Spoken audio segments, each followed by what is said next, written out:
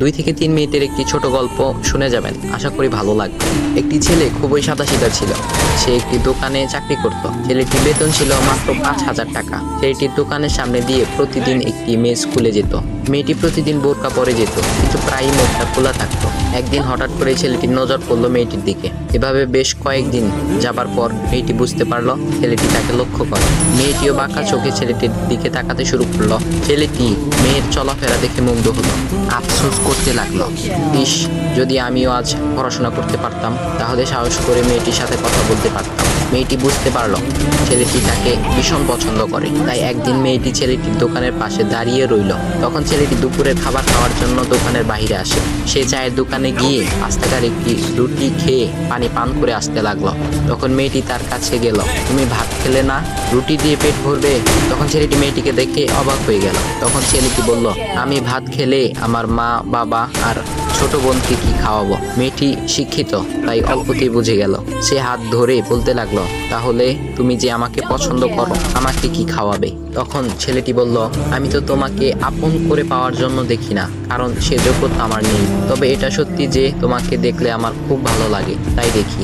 মেয়েটি ছেলেটির কথা শুনে চোখের পানি ধরে রাখতে পারলো না। সে বুঝে গেল ছেলেটির চরিত্র ও ভাবনা অনেক সুন্দর। সেদিন মেয়েটি চলে গেল। বাসায় গিয়ে রাত্রিবেলা মেয়েটি অসুস্থ হয়ে পড়ল। পরে তাকে ডাক্তারের কাছে নিয়ে আসা হলো। বলা হলো মেয়েটার 2টি কিডনি নষ্ট হয়ে গেছে। তখন মেয়ের বাবা ফোন করলো তার বন্ধুর ছেলেকে, যার সাথে বিয়ে দেওয়ার জন্য সে পাগল। কিন্তু মেয়েটি তার বাবার পছন্দের ছেলেকে বিয়ে করতে রাজি না, কারণ সে ছেলের টাকা থাকলেও কি হবে, তার চরিত্র খারাপ, সে লোভী। এদিকে মেয়েটির কোনো লোভ ছিল না। যাই হোক, হবু জামাই আসার পর তাকে সব খুলে বলল, তোমার থেকে একটি কিডনি খুলে আমার মেয়েকে দাও। তুমি তো বলছো আমার মেয়েকে তুমি অনেক ভালোবাসো, তাকে পেলে তুমি ভালো হয়ে যাবে, তাহলে আজ পরীক্ষা দাও। তখন ছেলেটি বলল, আমি আপনার রোগা মেয়েকে বিয়ে করতে পারবো না, আমার কি সুস্থ মেয়ের অভাব নাকি? এ বলে সে চলে গেল। বাবা তখন কেঁদে কেঁদে মেয়ের কাছে সব খুলে বলল। মেয়েটি বলল, বাবা তুমি কেঁদো না, একটা পথ এখনো আছে, আমাদের সামনে মোড়ে বড় একটা দোকান আছে না, তুমি সেখানে যাও। সেখানে যে তাইয়ুব নামের একটা ছেলে আছে, তাকে নিয়ে আসো, আমার কথা বলো। তখন মেয়েটির বাবা ছেলেটিকে নিয়ে আসলো।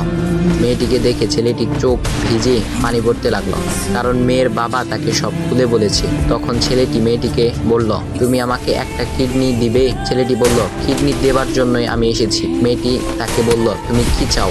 ছেলেটি বলল, তুমি সুস্থ হয়ে আমার দোকানের সামনে দিয়ে যাবে, আর দূর থেকে আমি তাকিয়ে দেখবো, এই অনুমতিটুকু চাই। এ কথা শুনে মেয়েটিও ও তার বাবা তাদের চোখের পানি ধরে রাখতে পারলো না। অবশেষে মেয়েটি বিছানা থেকে উঠে ছেলেটির 2 পা জড়িয়ে ধরে বলল, এই জীবনে তোমার